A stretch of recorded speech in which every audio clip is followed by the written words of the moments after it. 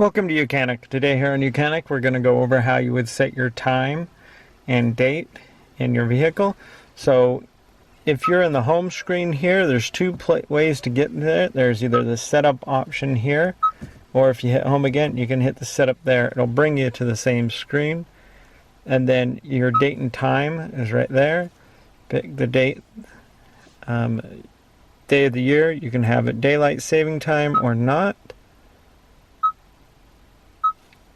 and that will change this time. And then you can also set it to be in 24-hour or not, but set your time to which time you would like it to be. AM, PM, same concept. And then when you're done, just hit back, and there's where your time will stay.